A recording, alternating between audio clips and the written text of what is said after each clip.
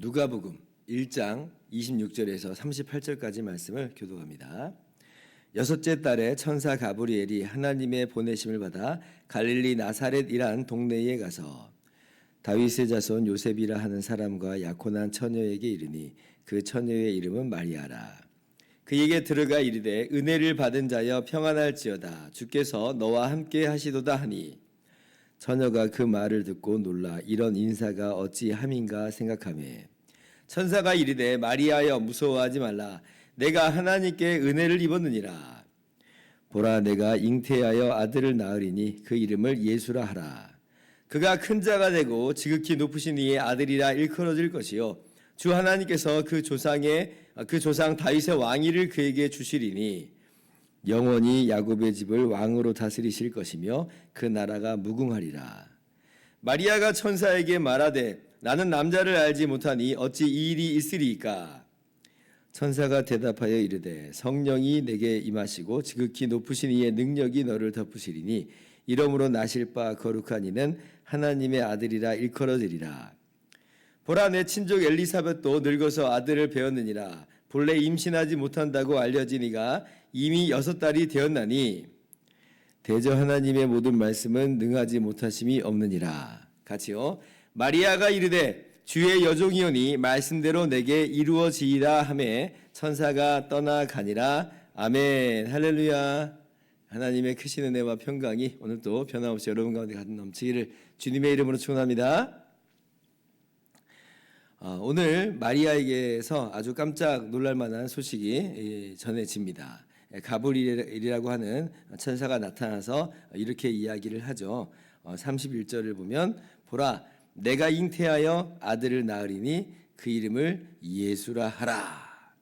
지금 우리가 알다시피 마리아는 결혼을 하지 않은 상태입니다. 남자를 알지 못하는 상황이에요. 물론 요셉과 약혼한 상황이지만 그렇다고 해서 결혼까지 한 것은 아니다라는 걸 우리가 잘 알고 있죠. 자, 그런데 이 처녀인 마리아에게 아들이 태어날 것이다.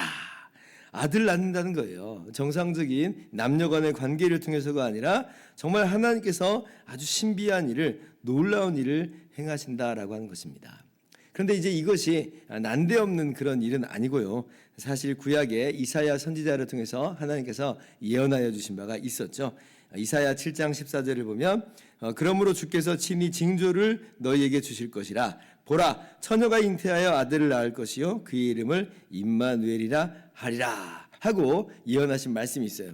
아마 그 당시에는 이게 무슨 말인가라고 생각을 했었을 것 같습니다. 아마 그냥 이런 식으로 저런 식으로 그렇게 이해를 했었을 것 같아요. 그런데 하나님께서는 액면 그대로 그렇게 하시겠다는 말씀이셨던 거죠. 그리고 오늘 마리아에게 지금 천사를 보내셔서 바로 지금 때가 됐다. 이제 그 일을 행하실 것이다 라고 말씀하여 주신 것입니다. 이때 오늘 마리아가 어떤 반응을 보이는가 할 때에 그러한 전혀 믿을 수 없을 것 같은 정말 일어날 수 없을 것 같은 그런 일임에도 불구하고 하나님의 말씀이므로 그 천사가 전해준 그 말을 믿고 순종을 합니다. 물론 마리아가 좀 되묻는 장면이 나오는 것 같긴 하죠. 34절 보면 마리아가 천사에게 말하되 나는 남자를 알지 못하니 어찌 이 일이 있으리까 이렇게 되묻는 장면이 나와요. 그런데 이제 이것이 마리아의 어떤 불신앙을 표현한 것이라기보다는 천사가 이 놀라운 소식을 내게 전해 주었는데 어떤 방식으로 이 일이 이루어질 것인가 라고 하는 방식에 대한 그러한 질문이다. 우리가 이렇게 생각을 해볼 수가 있습니다. 그러니까 이제 그 방식에 대해서 천사가 이야기를 해주기를 35절에 성령이 내게 임하시고 지극히 높으신 이의 능력이 너를 덮으시리니 이러므로 나실 바 거룩한 이는 하나님의 아들이라 일컬어지리라. 그러니까 성령으로 말미암아 그렇게 될 것이다. 잉태되는 것이다 라고 이야기를 해주죠 천사가. 그러니까 마리아가 38절에 그대로 순종하는 거예요. 마리아가 이르되 주의 여종이오니 말씀대로 내게 이루어지이다. 말씀대로 내게 이루어지이다. 그래서 우리가 이 성탄의 주간을 맞이하면서 발견하게 되는 건 참 이러한 마리아의 귀한 믿음, 마리아의 이 순종은 참으로 우리가 이 성탄의 주간에 우리에게 적용할 귀한 성도의 본분이다라고 하는 거예요. 그러니까 우리가 정말 이렇게 말씀대로 내게 이루어지이다. 우리 삶 속에서, 우리 인생 속에서 그런 고백을 하고 살아가는가 한번 돌아보며 반문해 볼 수 있다라고 하는 것이죠.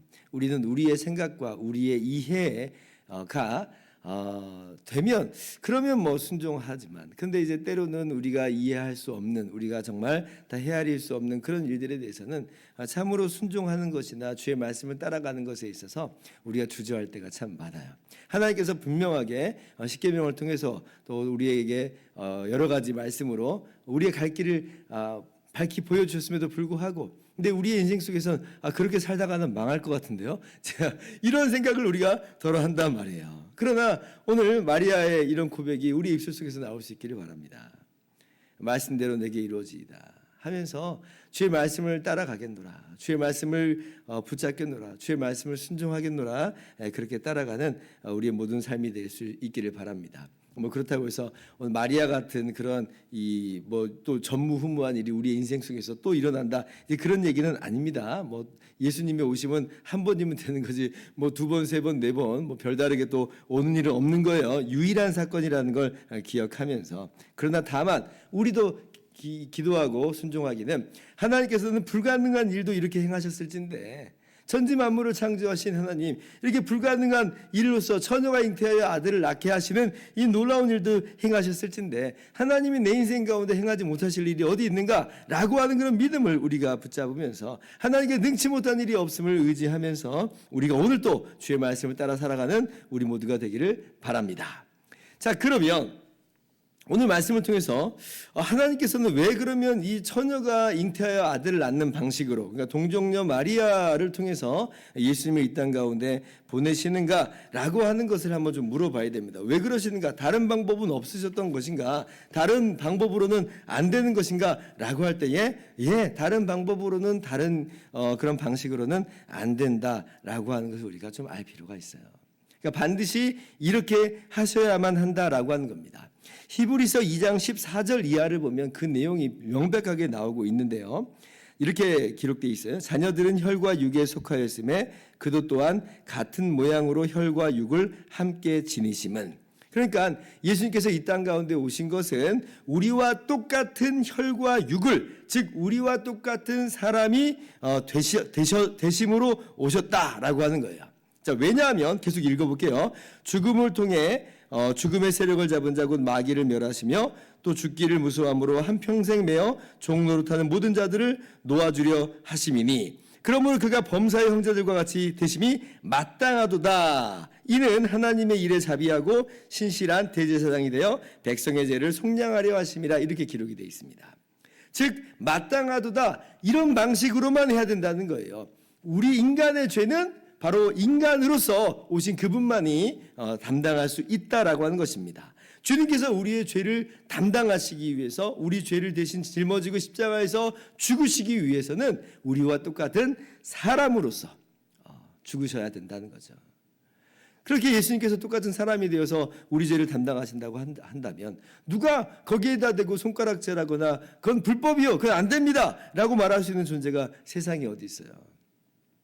그러니까 사단 마귀가 절대로 참소할 수 없는 것은, 그럼에도 불구하고 여전히 인간을 향해서 참소할 수 없는 것은, 예수님이 우리와 똑같은 사람이 되셔서, 우리의 대표가 되셔서, 우리의 머리가 되셔서 십자가에서 죽으셨기 때문에, 우리와 하나가 되신 예수님이 죽으셨는데 바로 그것이 우리의 죽음이지 않겠습니까? 그러니 마귀가 참소하고 고소할 것이 아무것도 없게 된다. 그러니까 참 기가 막힌 일이죠.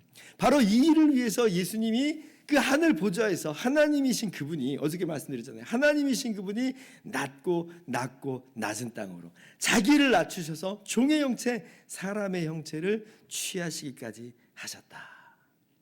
그리고 어저께 말씀드렸죠. 왜 그렇게 하시는가? 하나님이신 그분이 왜 그렇게 하시는가? 우리를 사랑하신다는 것이죠. 저와 여러분을 하나님께서 사랑하신다 하는 것을 다시 한번 마음 가운데 새기셨으면 좋겠어요.